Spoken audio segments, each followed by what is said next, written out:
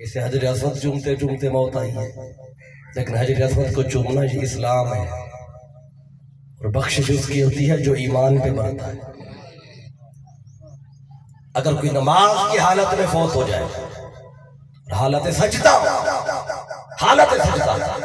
تو سارا لالی سن کروڑ کہے گا اس سے بڑا دیندار نیک اور خوش بخت بندہ ہی کوئی نہیں۔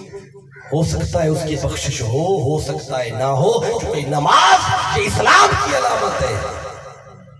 ہو سکتا ہے اس کے دل میں ایمان نہ ہو، آپ کہیں گے نماز ہو پر ایمان ہو، یہ کیسے ہو سکتا ہے؟ اب میں آپ کو حدیث آقا نے جو بتائی ہے وہ بتاتا ہوں۔ میرے آقا نے فرمایا یاتی علی الناس زمان یجتمعون و یصلون فی المساجد، آقا فرماتے ہیں میری امت میں ایک زمانہ ہے یجتمعون و یصلون فی المساجد، مسجد میں یہ جمع ہوں گے، اجتماع بھی بڑا ہوگا، پڑھیں گے وہاں پہ نماز، لیکن وَلَيْسَ فِيهِمْ مُؤْمِنٌ، اس پوری مسجد میں آقا فرماتے ہیں مومن ایک بھی نہیں ہوگا۔ اب بتائیں پھر ایمان، نماز جو ہے یہ اسلام کی علامت ہے یا ایمان کی ہے؟ یہ اسلام کی علامت ہے۔ آقا بتا رہے ہیں مسجد میں آئیں گے، اجتماع بھی بڑا ہوگا، جماعت بھی با جماعت نماز ادا کریں گے سارے، لیکن سارے مجمع میں مومن کوئی نہیں ہوگا۔ تو نماز میں اگر کوئی فوت ہوا تو اسلام پر فوت ہوا ہے، حالت روزہ میں فوت ہوا تو اسلام پہ ہوا ہے، حج ادا کرتے فوت ہوا اسلام پہ فوت ہوا ہے، لیکن بخشش کب ہوگی؟ جب موت ایمان پر آئے گی۔ ہو سکتا ہے اسلام میں موت آنے سے اللہ بخش نہیں ہو سکتا ہے، پکڑ لے، لیکن جو موت جس کو ایمان پہ آتی ہے وہ ہر حال میں بخشا جاتا ہے۔ اس لیے دعا میں کہتے ہیں ہمارا ہمیں موت ایمان پہ آئے، اور ایمان کیا ہے؟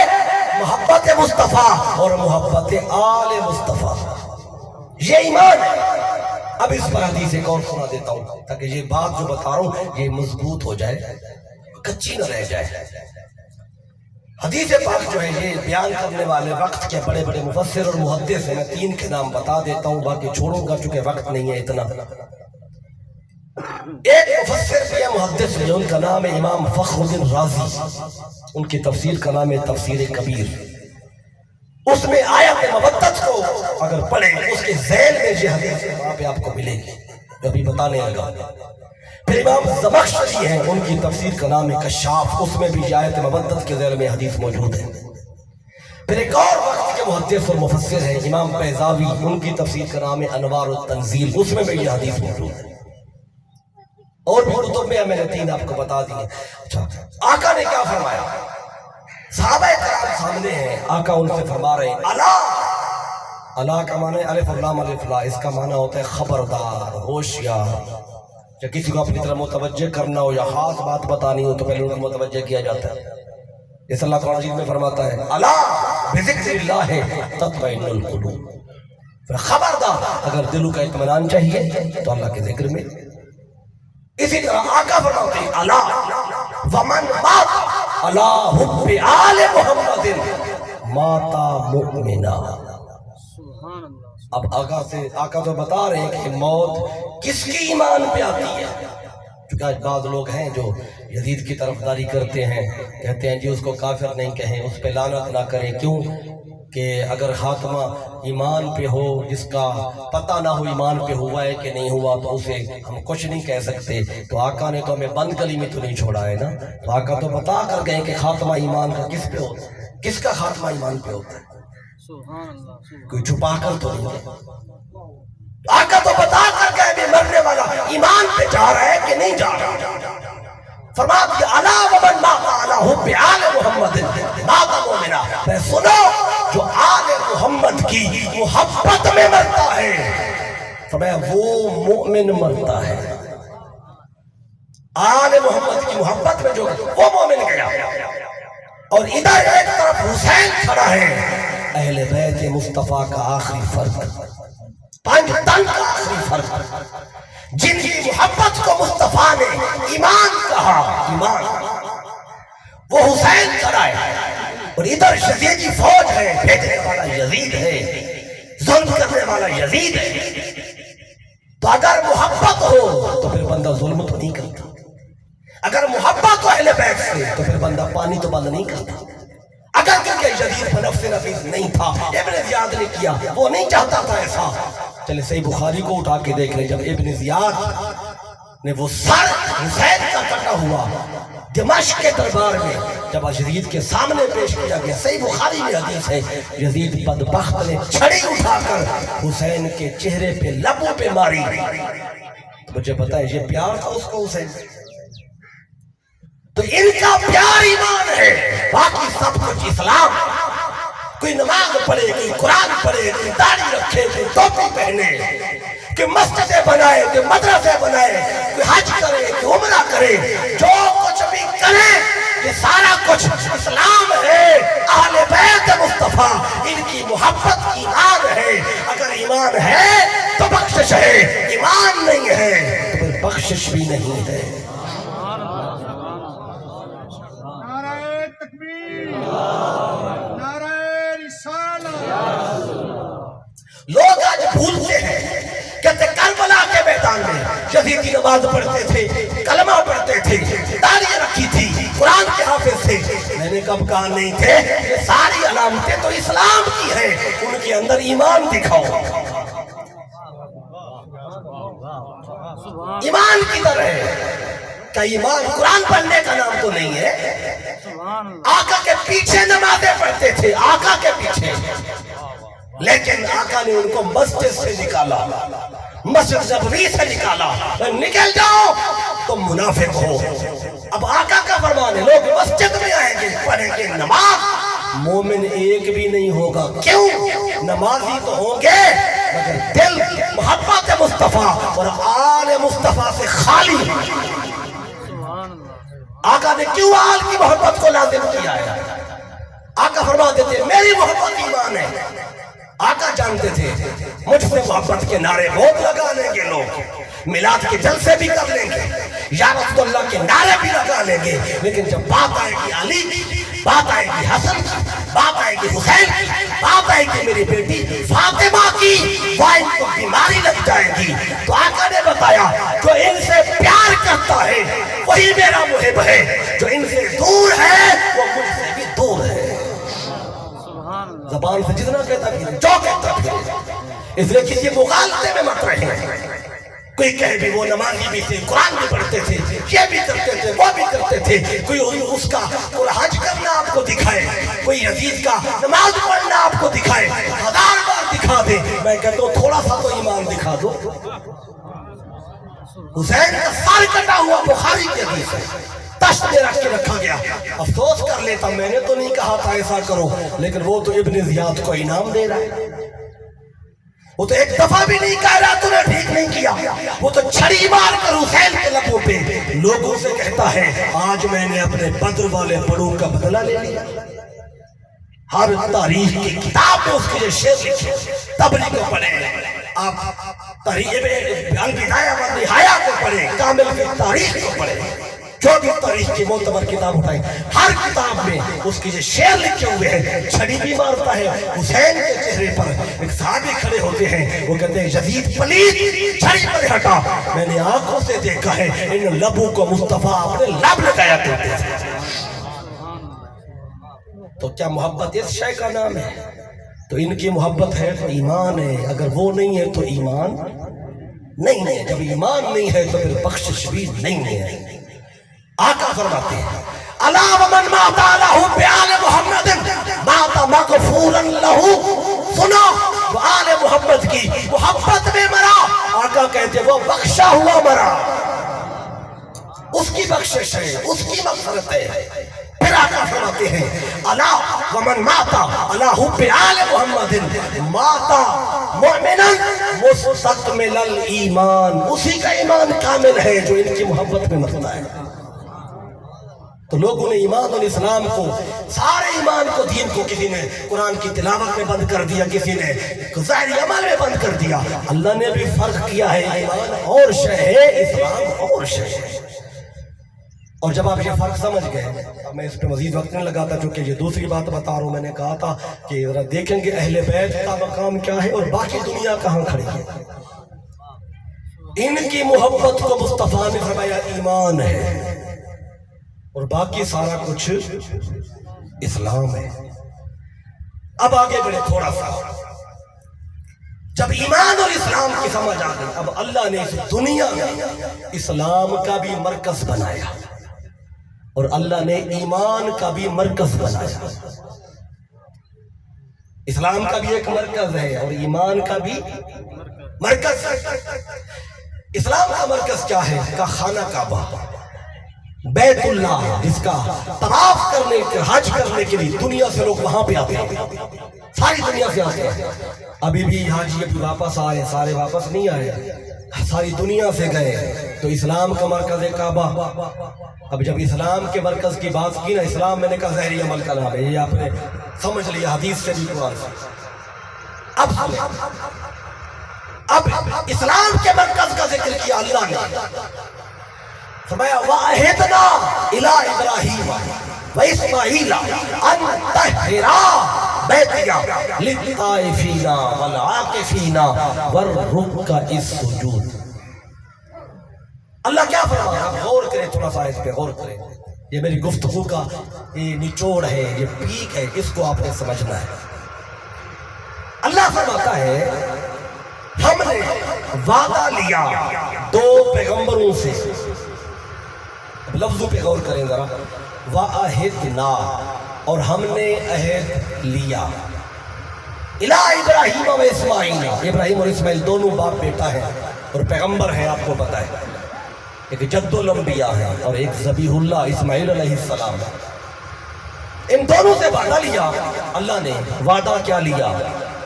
ان طہرا، اے ابراہیم و اسماعیل تم دونوں پاک کرو، بیتیا، میرے گھر، میرے کعبۃ اللہ کو، بیت اللہ کو پاک کرو۔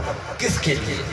للطائفین والعاکفین والرکع السجود، طواف کرنے والوں کے لیے، اعتکاف بیٹھنے والوں کے لیے، سجدہ کرنے والوں کے لیے، رکوع کرنے والوں کے لیے۔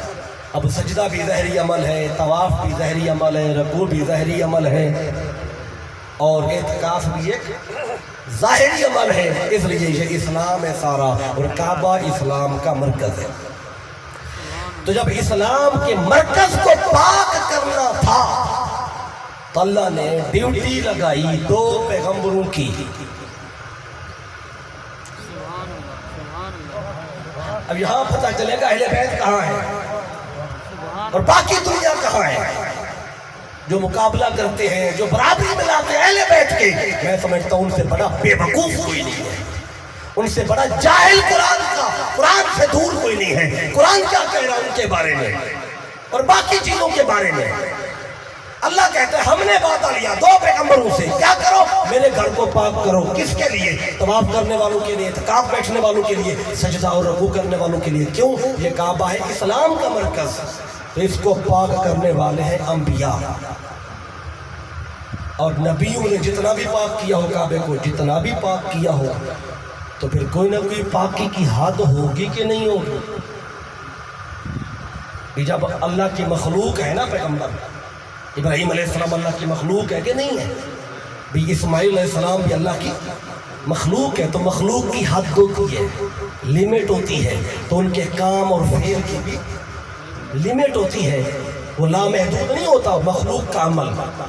جب وہ مخلوق محدود ہے، ان کا عمل بھی محدود ہے۔ ٹھیک ہے، کعبے کو دونوں نے پاک کیا، بہت پاک کیا، بہت پاک کیا، چونکہ کعبہ اسلام کا مرکز تھا، جتنا بھی پاک کیا، کوئی کعبے کی پاکی کی حد ہے کہ نہیں ہے؟ جب مخلوق کی حد ہے تو کعبے کی پاکی کی بھی حد ہے۔ اب باری آئی ایمان کے مراکز کی پاکی کی۔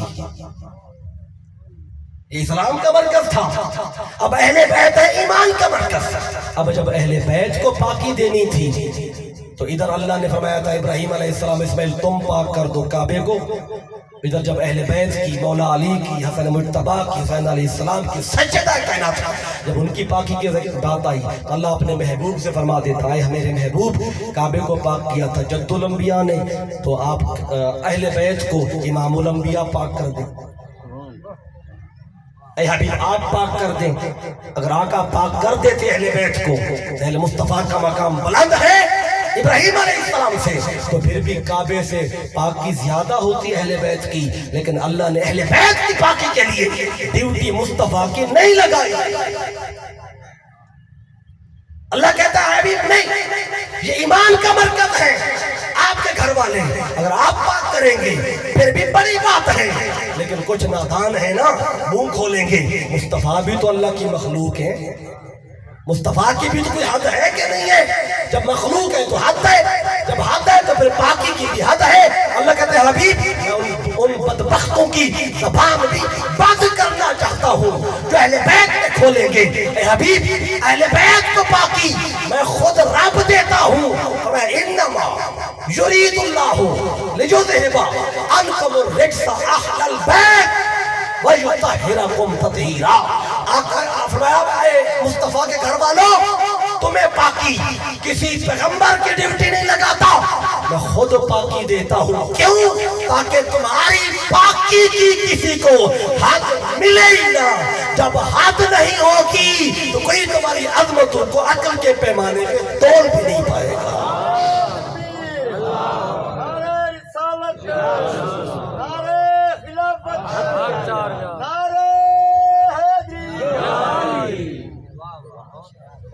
اب ان کو پاکی اللہ دے رہا ہے۔ کسی کو شک ہو تو قرآن لے آئے، آیت نمبر 33 نکال لیں سورہ احزاب کی۔ علماء اور حافظوں کو تو پتہ ہے یہ قرآن کی آیت یہاں پہ ہے، جو دیکھنا چاہیں گھر جا کے دیکھیں، اس مقام کو بھی پڑھیں، اور سورۃ البقرہ پہلا پارہ کعبے کی پاکی کا ذکر آیا اس کو بھی پڑھیں۔ وہ اسلام کا مرکز ہے، یہ ایمان کے مرکز ہے۔ ان کی بات یہ ہے کیونکہ ایمان کے بغیر ہے کچھ نہیں، تو پاکی کے لیے اللہ خود اس کا فاعل بنتا ہے۔ یرید اللہ، اللہ فاعل ہے، اللہ نے پاکی دی ہے۔ اچھا اب یہ ہوگی بات، یہ ایمان کا مرکز، وہ اسلام کا مرکز، اب ان کو پاکی دینے والا اللہ۔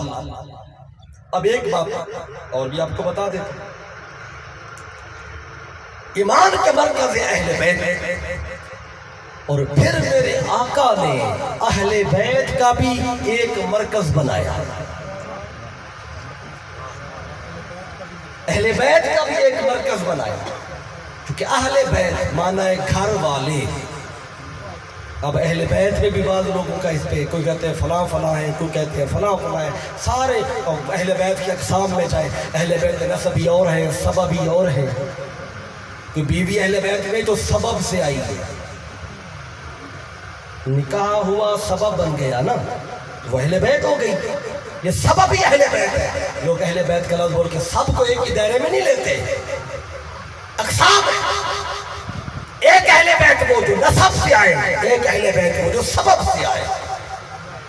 اب سنیں، اب میرے آقا نے اہل بیت کو کوئی بھی مان لے، ٹھیک ہے فلاں فلاں ہے، میں نہیں کہتا کہ فلاں نہیں ہے فلاں نہیں ہے، اہل بیت ہے۔ ازواج مطہرات بھی اہل بیت ہے، یہ میں جب بتا رہا ہوں یہ بھی اہل بیت ہے۔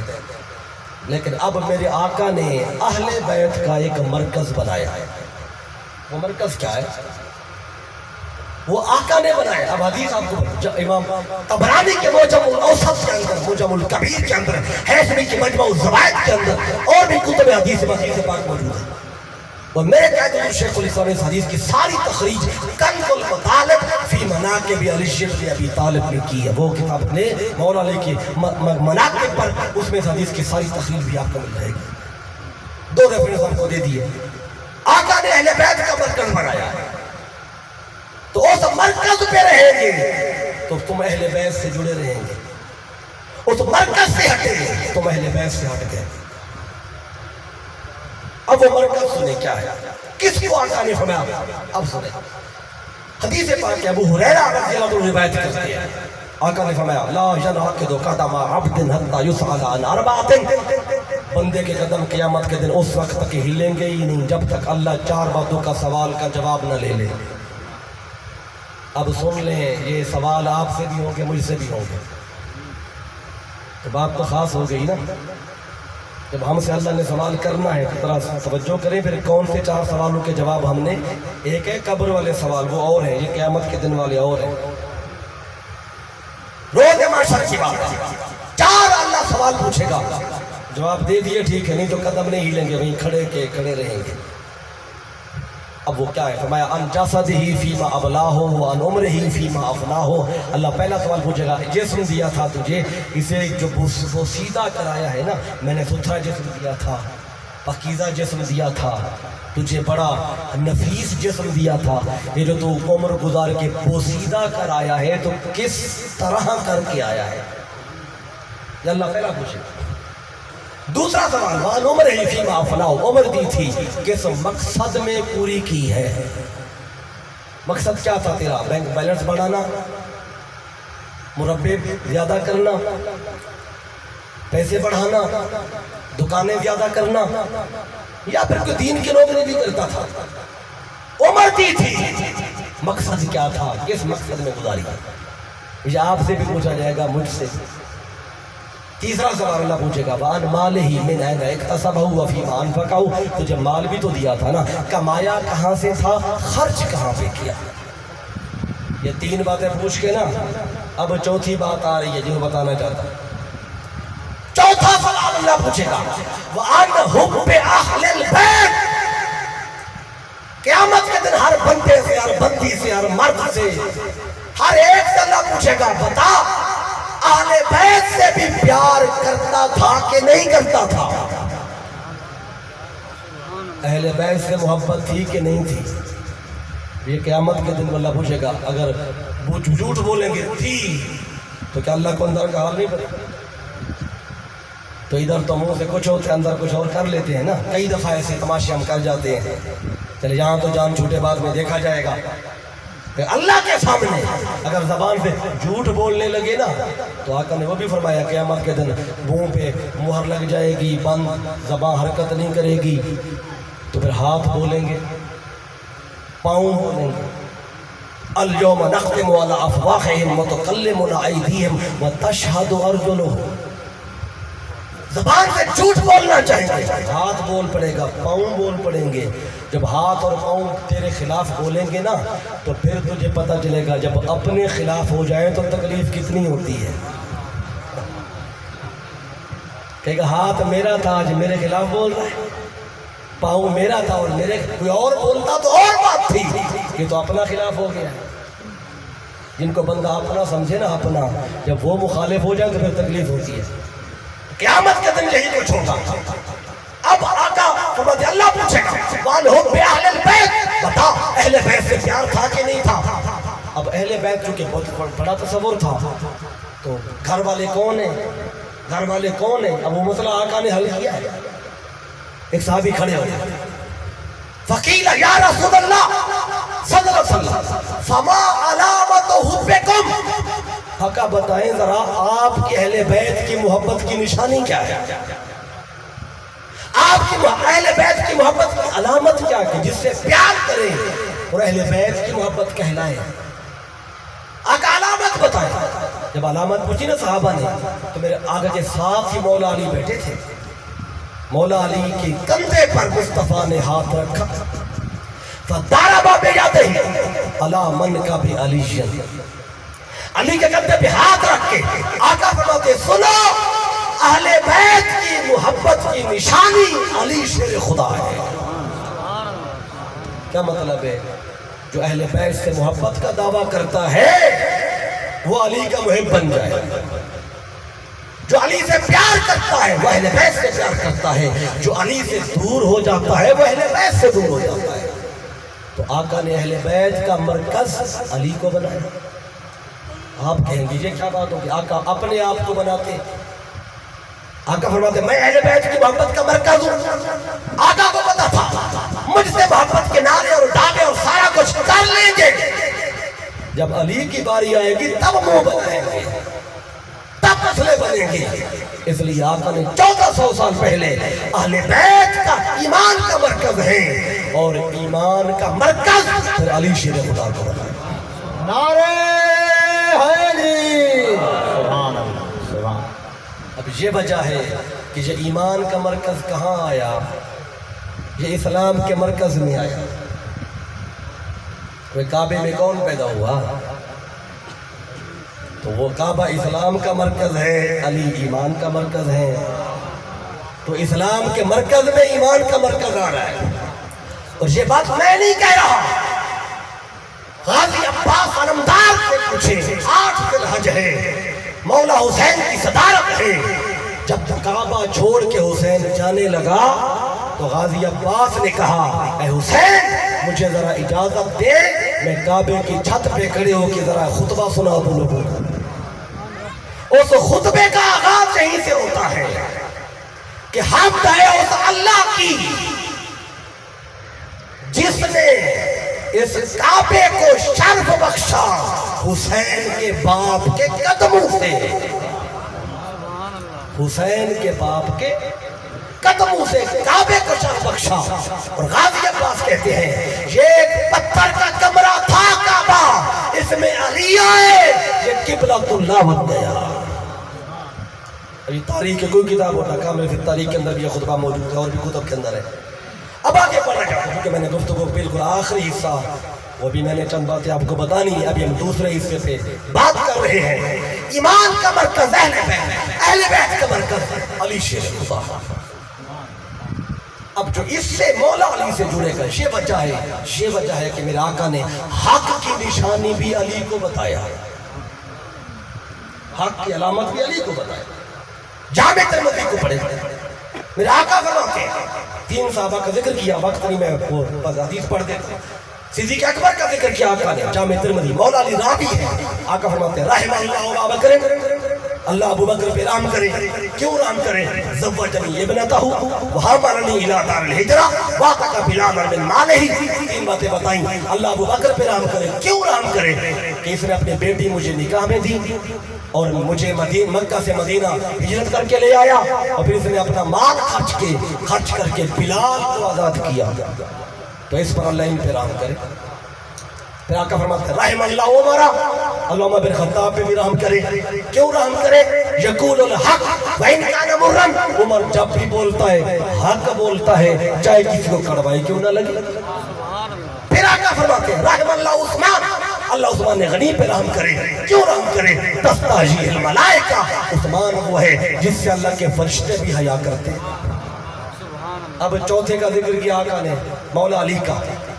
تو آقا فرماتے ہیں رحم اللہ علی، اللہ علی پہ بھی رحم کرے. لیکن یہ کہے کہ نا آگے میرے آقا نے کوئی اور بات نہیں کی، جیسے ان کی ایک فضیلت بتائی، یہاں پہ آقا فضیلت بتا دیتے اللہ علی پہ رحم کرے. اس کو تکنا عبادت ہے، اس کا ذکر کرنا عبادت ہے. آقا یوں بتا دیتے، کوئی فضیلت بتا دیتے. آقا نے کوئی فضیلت ایسی نہیں بتائی. آقا نے یہ کہہ کے رحم اللہ علی، اللہ علی پہ رحم کرے، یہ کہہ کے اللہ کی بارگاہ میں آقا نے دعا کے لیے ہاتھ اٹھائے. اللہم ادر الحق معہ حیث دارا. باری تعالیٰ میری دعا ہے علی جدھر جدھر جائے تیرا حق ادھر ادھر جائے.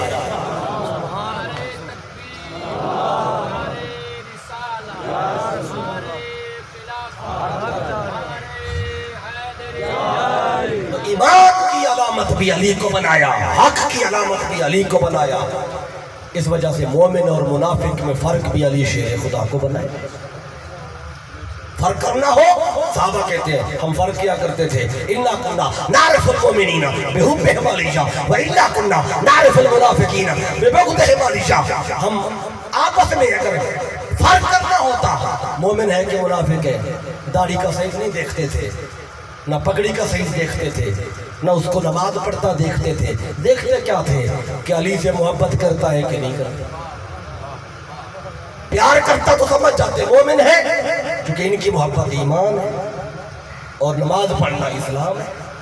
اس لیے نماز قرآن ان کو نہیں دیکھتے تھے ایمان کیا ہے، علی کا پیار.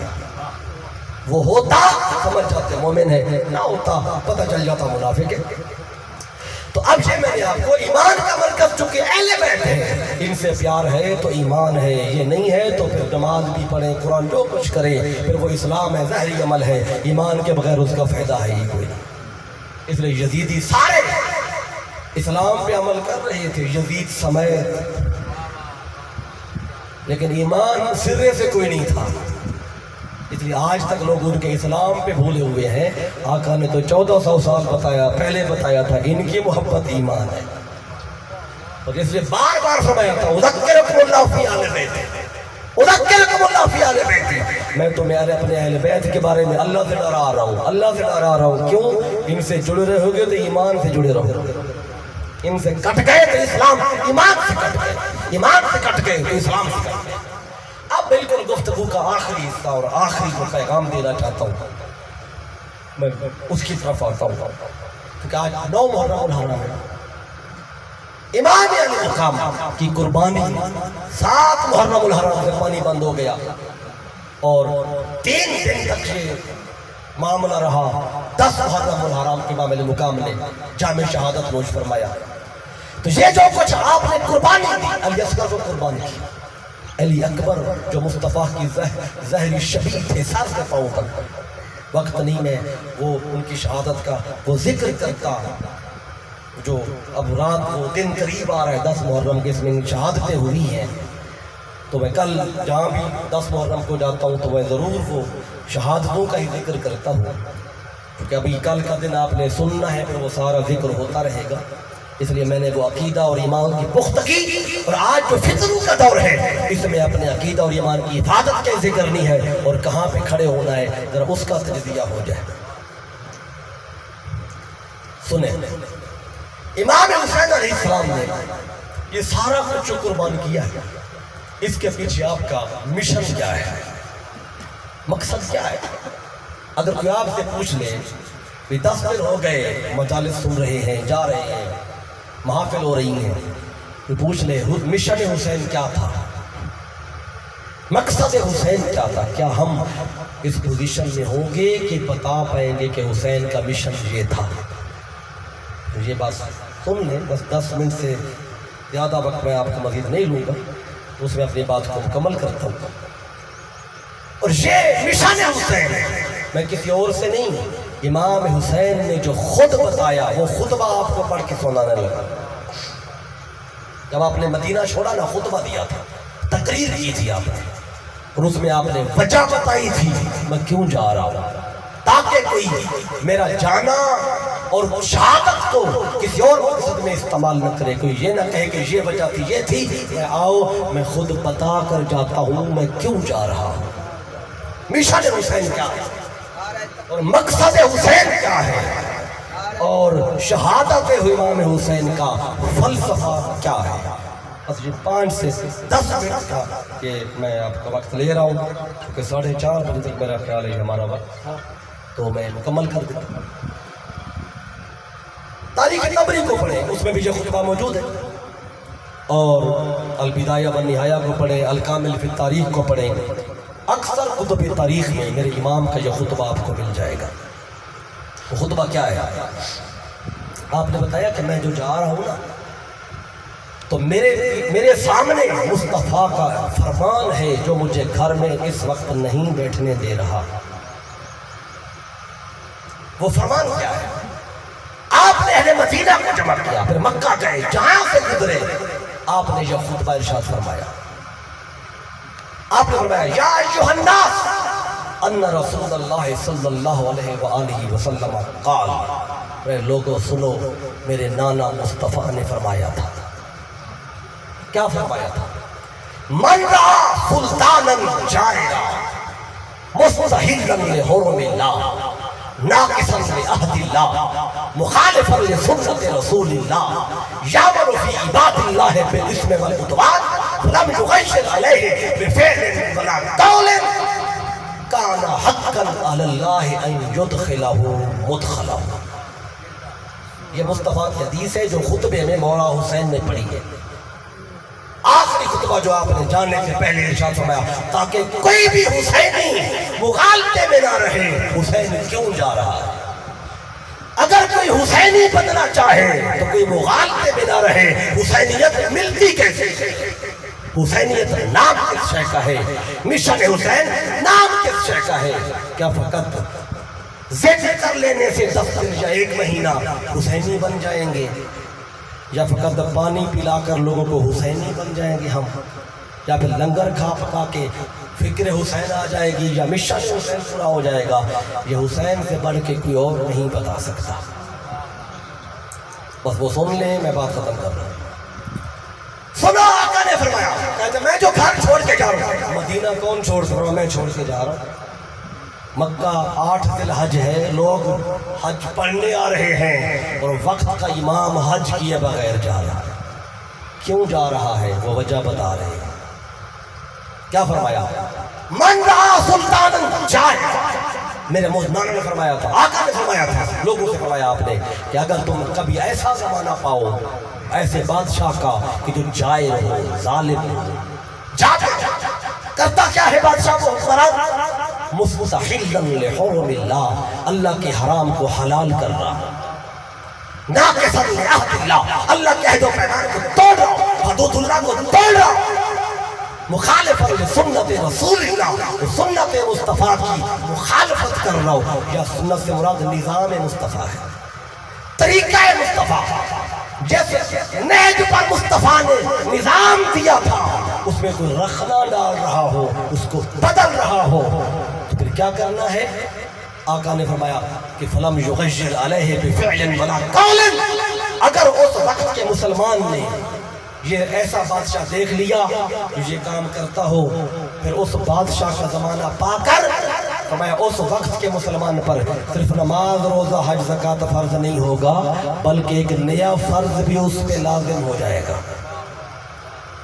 وہ فرض کیا ہے جو ہر وقت لازم نہیں آتا، اس وقت لازم آتا ہے جب ایک ظالم بادشاہ تخت پہ بیٹھے اور اللہ کے حرام کو حلال کر رہا ہو، حلال کو حرام کر رہا ہو، سنت مصطفیٰ کی مخالفت کر رہا ہو، وہ اللہ کی حدود کو توڑ رہا ہو، نافرمانی کی طرف لوگوں کو لے کے جا رہا ہو۔ کیا کرنا ہے؟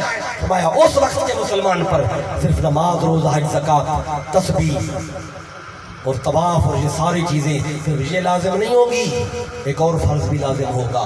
وہ کیا ہے؟ کہ فلم یغیر علیہ بفعل ولا قول، اگر اس نے اس ظالم بادشاہ کا راستہ اپنی زبان سے اور اپنے عمل سے نہ روکا، اپنی نماز پہ توجہ رکھی، تلاوت پہ توجہ رکھی، اپنے کام پہ توجہ رکھی، وہ کہتے ہیں بادشاہ بیٹھ گیا تو میں کیا کروں؟ حرام کو حرام کر رہا ہے تو میں کیا کروں؟ سنت مصطفیٰ کو ختم کر رہا ہے تو میں کیا کروں؟ جو یہ کہے میں کیا کروں؟ اور چپ کر کے بیٹھا رہے اور اپنا کردار نہ ادا کرے، نہ زبان کھولے، نہ میدان میں آئے، کیا ہوگا؟ آقا نے فرمایا، مولا حسین بتاتے ہیں کان حقا علی اللہ ان یدخلہ مدخلہ، پھر قیامت کے دن اللہ کو یہ حق حاصل ہے کہ اس بادشاہ کے ساتھ ہی اس مسلمان کا بھی حشر کرے گا۔ وہ دوزخ میں جا رہا ہوگا، اللہ اس نمازی اور حاجی کو بھی اس کے ساتھ بھیجے گا، تو بھی ان کے ساتھ ہی جا، کیونکہ اس وقت تجھ پہ جو فرض تھا تو نے ادا نہیں کیا۔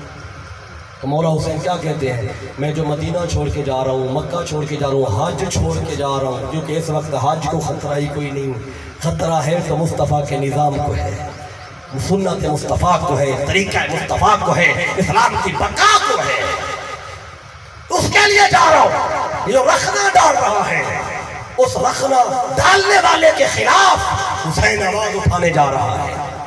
آپ آ رہا گئے اور آپ کے ساتھ ٹوٹل 72 لوگ ہو گئے۔ آپ کہتے ہیں 72 شہدائے کربلا، حج کرنے والے تو ہزاروں تھے، مدینے میں بھی ہزاروں تھے، حسین کے ساتھ تھوڑے کیوں گئے؟ حسین کے ساتھ کم کیوں تھے؟ بس یہ آخری بات ہے، اور یہ بھی حسین علیہ السلام کے خطبے میں لکھے لیے بتا رہا ہوں۔ آپ نے میں جا رہا ہوں، میرے سب بندے تھوڑے جا رہے ہیں، اور وجہ بھی بتا دی کیوں تھوڑے جا رہے ہیں، تاکہ قیامت تک کوئی مغالطے میں نہ رہے۔ فرمایا انا احق من غیری، اب فرماتے ہیں کہ چونکہ پہلی بار ایسے ہوا ہے نا کہ تخت مصطفیٰ پہ ظالم بیٹھا ہے، تخت مصطفیٰ پہ جائر بادشاہ یزید کی شکل میں بیٹھنے جا رہا ہے، پہلے ایسا نہیں ہوا، پہلی بار ہو رہا ہے، کیونکہ ہو پہلی بار رہا ہے، لوگوں کو مغالطہ لگا ہوا ہے کہ پتہ نہیں یہ ٹھیک ہے کہ غلط ہے۔ فرمایا اگر میں بھی اسی مغالطے میں رہوں تو امام کیسا؟ میں تو وقت کا امام ہوں، اور اس وقت روئے زمین پر سوائے میرے مصطفیٰ کا نواسا کوئی نہیں، سوائے میرے سجدہ کائنات کا شہزادہ کوئی نہیں، اس لیے میں پہلے دیکھ کے بتا رہا ہوں کہ یہ سارا کچھ کرنا ہے اس نے، کیوں کہ میرے آقا نے نام لے کے بتایا تھا کہ وہ پہلا بندہ جو میری سنت کو بدلے گا وہ بنو امیہ میں سے ہوگا، یقال لہ یزید، اس کا نام یزید ہوگا۔ آقا نے نام لے کے بتایا تو حسین کو نام کا بھی بتایا، سارا اس کے کردار کا بھی پتا ہے. اس لیے میں جا رہا ہوں. ابھی لوگوں کو سمجھ نہیں آ رہی, ابھی لوگ مذبذب ہیں جائیں کہ نہ جائیں. میں جو نہیں جاتے میرے ساتھ ان پہ تنقید بھی نہیں کرتا کیونکہ موقع پہلا ہے. آج سمجھ نہیں آ رہی, چلو ان کو بعد میں آ جائے گی, 6 مہینے بعد آ جائے گی, 2 سال کے بعد آ جائے گی, 3 سال کے بعد آ جائے گی. تو جو حسین کو 61 ہجری میں نظر آیا 60 ہجری میں, وہ لوگوں کو 64 ہجری میں نظر آیا. اب گئے جان دے دی, اور شیخ یزید جب تخت پہ بیٹھا اپنی کارستانیاں جو کرنی تھی شروع کی, اور 64 ہجری تھا تو مدینے کے لوگوں نے اس کی بیعت کو توڑا. پلید کی بیعت کو کیوں قائم رکھے, کیوں توڑا؟ حضرت حنظلہ عبداللہ بن حنظلہ بن غسیل کہتے ہیں, اور اس کو بیان کرنے والے علامہ ابن حجر حیثمی مکی نے الصواعق المحکمہ میں بیان کیا ہے. مدینے کے لوگوں نے کہا ہم نے اس کی بیعت کیوں توڑی ہے, وجہ کیا بنی ہے؟ کہتے ہیں کہ اس پلید کی بدکرداریاں دیکھ کر کہتے ہیں واللہ ما خرجنا علی یزیدہ, کہتے ہیں اللہ کی قسم, یہ صحابی کہہ رہے ہم کبھی بھی یزید کی بیعت کو نہ توڑتے. توڑی کیوں ہے؟ کہ حتی خفنا ان نرما بالحجارۃ من السماء, کہتے ہیں اس کے بعد اعمالیاں دیکھ کر نا ہمیں ڈر پیدا ہو گیا کہیں اللہ اس کی وجہ سے آسمان سے پتھروں کی بارش نہ کر دے.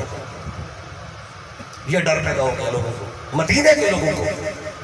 اس کے آگے اعمال میں کرتا کیا تھا؟ ان کان رجلا ینکحu امہات الاولاد والبنات والاخوات ویشرب الخمر ویدعو الصلاۃ. یہ مدینے کے لوگ کہتے ہیں یزید کرتا کیا تھا؟ ماؤں سے نکاح کرنا جائز کر دیا, بیٹیوں سے بہنوں سے شراب پیتا تھا, نماز بھی چھوڑ دیتا تھا. کہتے جب یہ کام ہم نے دیکھے ہم نے اس کے بیعت کو توڑا. جب بیعت توڑی نا مدینے کے لوگوں نے, اس نے فوج بھیج دی. فوج آئی, اس نے کہا جاؤ جس کو مارنا ہے مارو, مدینہ تمہارے لیے حلال ہے, بس میری کرسی بچنی چاہیے. پھر باقی ہررا پیش ہے باب طیبہ پہ, اور ساری مدینے کی غربت پامال ہوگی. پھر مکے والوں کو پتہ چلا, انہوں نے بیعت توڑ دی, ادھر بھی فوج بھیج دی. کعبے پہ منجنیق کے لیے پتھر لگے, پتھر سے پتھر ٹکرائے, کعبے کا غلاف چلنے لگا. ادھر کعبہ جل رہا تھا, ادھر اس کے پیٹ کا درد ہوا, اسی پیٹ کے درد میں یزید جہنم واصل ہوا. یہ اس کا کردار جو مدینے کے لوگوں نے, مکے کے لوگوں نے دیکھا, تو انہوں نے پھر جو حسین نے 60 ہجری میں دیکھ لیا تھا, پھر 4 سال کے اندر اندر انہوں نے بھی دیکھ لیا. اس جو وقت کا امام ہوتا ہے وہ پہلے بتا دیتا ہے ایسے ہونے والا ہے, سنبھل جاؤ. اور باقیوں کو پھر بعد میں عقل آتی جب وہاں سے گزرتے ہیں. اس لیے یہ ایک پیغام بھی تھا امام علی مقام کی شہادت کا. اللہ گواہ ہے تو 1.5 گھنٹہ مجھے ہونے والا ہے. 1.5 گھنٹے میں اگر میرے کو ایک بھی بات کسی بھائی کو اچھی لگی یا میرے منہ سے کوئی بھی خیر کا جملہ نکلا ہو, میں ہمیشہ کہتا ہوں, آج بھی یہی کہوں گا, میرا اس میں کوئی کمال نہیں تھا. اگر کوئی بات اچھی لگی ہو یا میرے منہ سے کوئی خیر کی بات نکلی ہو تو اس میں میرا کوئی کمال نہیں. یہ سارا کمال, یہ ساری عطا میرے قائد, میرے استاد, میرے شیخ الاسلام ڈاکٹر محمد طاہر القادری مدد اللہ العلی, آپ کے قدموں میں بیٹھنے کی خیرات تھی. یہ بات اچھی لگی ہو تو یہ ان کی طرف سے تھی, آپ نے حضور شیخ الاسلام کو دعا دینی ہے. اگر میری بات کسی بھائی کو کوئی اچھی نہ لگی ہو, وہ نقص میرا ہوگا کہ باتیں تو اچھی تھی, قرآن سے تھی یا مصطفیٰ کے فرامین سے تھی. ہو سکتا ہے میرا بتانے کا انداز اچھا نہ ہو. تو میں شکر گزار بھی ہوں تحریک منہج القرآن کے تمام دوستوں کا جو میرے لیے ہمیشہ وسیلہ اور ذریعہ بنتے ہیں ان پاکیزہ اور نورانی محافل میں حاضر ہونے کا. اللہ کی بارگاہ میں دعا ہے اللہ تعالیٰ ہم نے جو بیان کیا اور آپ نے سنا اس کے صحیح معنوں میں ایمان لا.